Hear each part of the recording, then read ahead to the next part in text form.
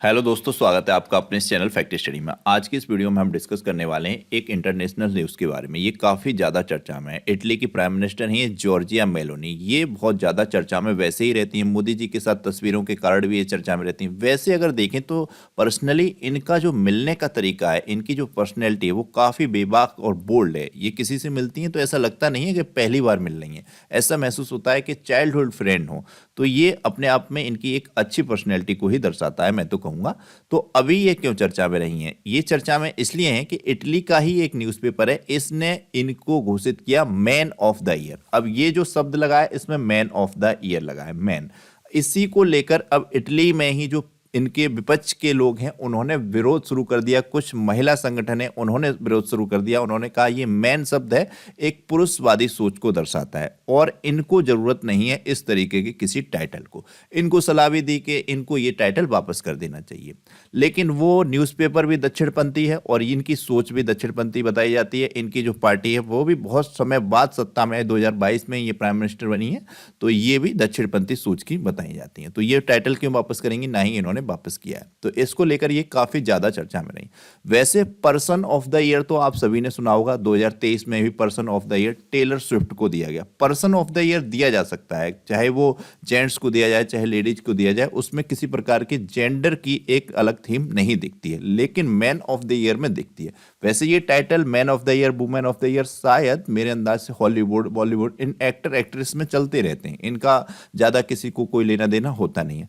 लेकिन जब किसी देश की प्राइम मिनिस्टर और कभी बड़ा लीडर, किसी भी देश का मुख्य मतलब सबसे अध्यक्ष एक तरीके से, उससे संबंधित कोई न्यूज़ बनती है तो वो चर्चित हो ही जाती है। तो ये टॉपिक इंपॉर्टेंट है क्योंकि ये पर्सन ऑफ द ईयर तो आप सबको पता होना ही चाहिए, ये तो पूछा ही जाता रहता है। जैसे कि 2023 वाला टेलर स्विफ्ट, उससे पहले 2022 में व्लादिमीर ज़ेलेंस्की यूक्रेन के राष्ट्रपति प्रेसिडेंट, जो इनको दिया गया था। उससे पहले एलन मस्क को दिया गया 2021 में। ये सब दे जाता रहता है। 2016 वाला पर्सन ऑफ द ईयर बहुत ज़्यादा चर्चा में था क्योंकि उस समय मतलब जो थे, आपको बताया नरेंद्र मोदी उस रेस में थे और उससे पहले डोनाल्ड ट्रंप, 2016 में ही नरेंद्र मोदी और Donald Trump person of the year की रेस में विशेष तौर पर थे। तो एक बार तो घोषणा कर दी गई थी कि नरेंद्र मोदी जी बन गए पर्सन ऑफ द ईयर, लेकिन वो रीडर्स पोल में आए थे, लेकिन बाद में Donald Trump he person of the year चुने गए थे 2016 के। तो वो तो बहुत ज्यादा चर्चा में था, काफी इंटरेस्टिंग था उस टाइम वो टॉपिक।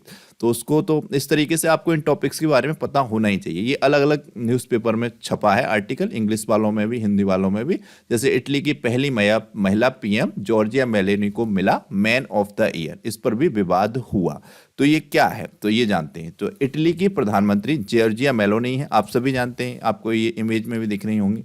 इटली के एक अखबार है, इसने मैन ऑफ द ईयर चुना है। हालांकि इस पर विवाद भी शुरू हो गया। कई महिला अधिकारकर्ता और संगठनों ने इसे पुरुष सत्तात्मक सोच से जोड़ा है। उनका कहना है कि जॉर्जिया मेलोनी को अपनी ताकत दिखाने के लिए पुरुष कहे जाने की जरूरत नहीं है। लेकिन जॉर्जिया मेलोनी ने इस पर किसी प्रकार का कोई कमेंट नहीं किया, उन्होंने इसका किसी प्रकार से विरोध नहीं किया।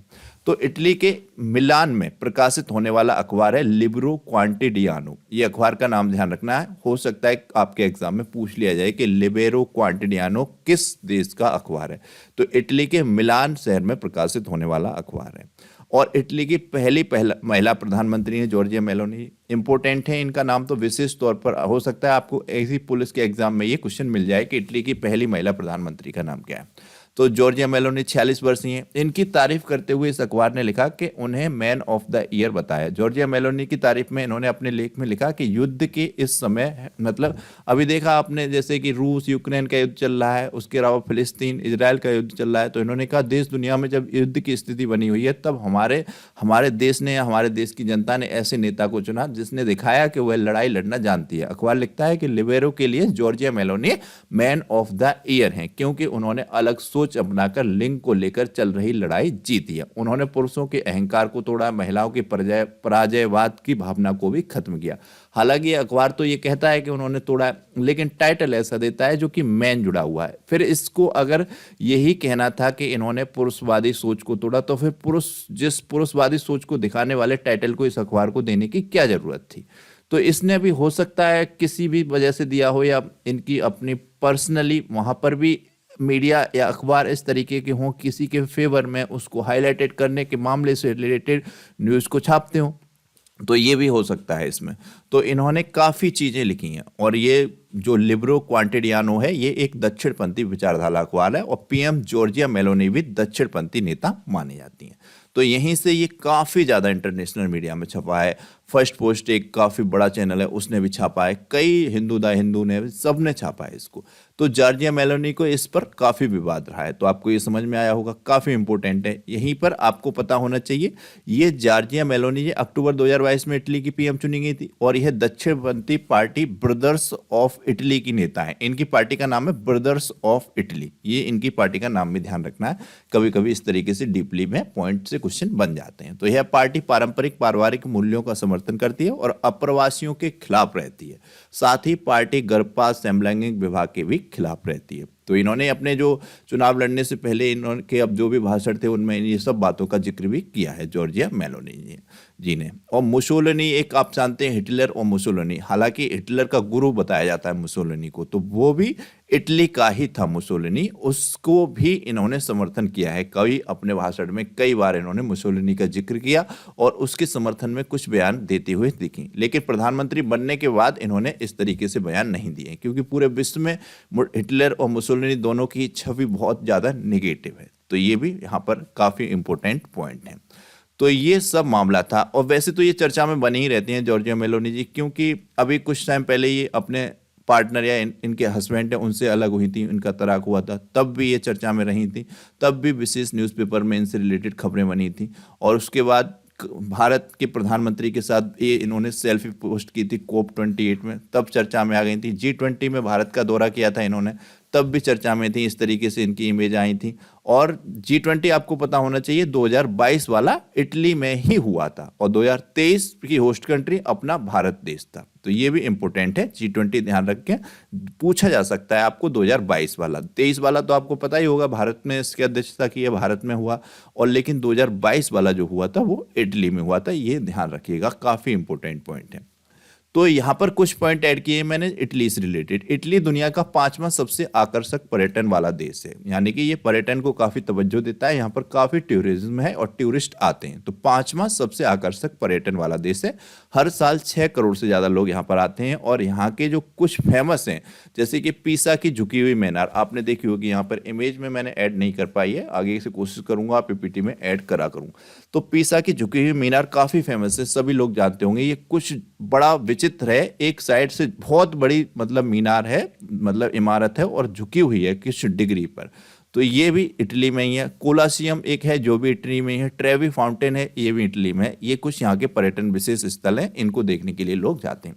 देश यानी कि इटली की राजधानी रोम है, ये सभी लोग जानते होंगे। दुनिया के सबसे पुराने शहरों में इसका नाम आता है। इस शहर का इतिहास 2700 साल पुराना माना जाता है।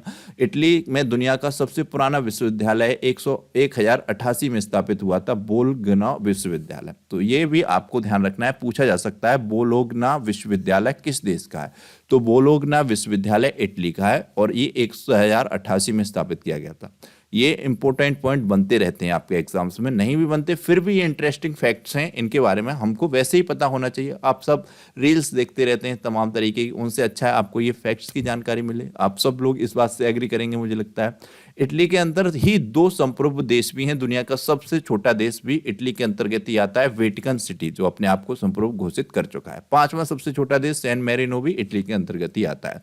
वाइन का एक प्रमुख उत्पादक इटली है। दुनिया में सबसे अच्छे और सबसे प्रसिद्ध अंगूर के बागान भी इटली में ही पाए जाते हैं। इटली G7 और G20 का सदस्य भी है। पूछ लिया जाए कभी किसी एग्जाम में, दे दिए जाएं 4 ऑप्शन, तो आपको पता होना चाहिए G7 और G20 दोनों का सदस्य देश इटली है। वैश्विक अर्थव्यवस्था में एक प्रमुख प्लेयर है ये। 2020 की कोविड-19 महामारी इटली के लिए एक बड़ी चुनौती रही। यहाँ पर 1,30,000 से ज़्यादा लोगों की मौत के साथ देश भर में महामारी में सबसे ज़्यादा प्रभावित देशों में इटली था। तो ये कुछ वेरी इंपॉर्टेंट फैक्ट्स थे। और जॉर्जिया मेलोनी से रिलेटेड आपको पॉइंट्स बार बार ध्यान रखने, इनसे रिलेटेड इंपॉर्टेंट पॉइंट्स पूछे जाएंगे क्योंकि ये विशेष तौर पर चर्चित महिलाएं हैं और बार बार ये चर्चा में रहती हैं। मोदी जी के साथ भी काफ़ी इनकी इमेजेस वायरल हो चुकी हैं, आप सभी जानते हैं ये बात को। तो मुझे लगता है कि इनके बारे में कोई भी इंपॉर्टेंट न्यूज़ आती है तो हम सबको पता होनी चाहिए। तो ये अखबार लिबरो क्वांटिडियानो ने मतलब इटली की पीएम जॉर्जिया मेलोनी को 2023 के लिए मैन ऑफ द ईयर घोषित किया। वेरी इंपॉर्टेंट पॉइंट है, ध्यान रखना है। पूछा जा सकता है कि किस न्यूज़पेपर के द्वारा जॉर्जिया मेलोनी को मैन ऑफ द ईयर घोषित किया गया। तो इस तरीके से आपको ये सारी जानकारी पॉइंट आपको पता होने चाहिए, तो आप क्वेश्चंस को आसानी से अटेम्प्ट कर ले जाएंगे। इस पर तमाम तरीके का विरोध हुआ, मामला हाईलाइटेड रहा विशेष तौर पर अलग अलग न्यूज़पेपर्स में, तो ये ध्यान रखना है। तो ये था आज का वीडियो। आपको ये वीडियो कैसा लगा प्लीज़ कमेंट बॉक्स में बताइएगा। वीडियो को ज़्यादा से ज़्यादा लाइक कीजिएगा और शेयर कीजिएगा। एक क्वेश्चन है आपके लिए, इसका आंसर करना है। इसरो द्वारा वर्ष 2024 का पहला मिशन कौन सा लॉन्च किया गया? वेरी वेरी इंपॉर्टेंट क्वेश्चन है। 1 जनवरी को ही यह मिशन लॉन्च किया गया है इसरो के द्वारा। तो 2024 का पहला मिशन कौन सा था जिसे इसरो ने लॉन्च किया? इन 4 ऑप्शन में से आपको राइट आंसर बताना है। फैक्ट एनालिसिस वाली वीडियो हमारी आप देखते रहते होंगे, तो आपको इसका आंसर जरूर आसानी से कर ले जाएंगे। तो प्लीज़ इन वीडियोस को ज़्यादा से ज़्यादा अच्छे तरीके से ध्यान से देखा और सुना कीजिएगा और लाइक और शेयर कीजिएगा। चैनल को अब तक सब्सक्राइब नहीं किया है, सब्सक्राइब कीजिएगा और बेल आइकन को प्रेस कर लीजिएगा। Thank you so much.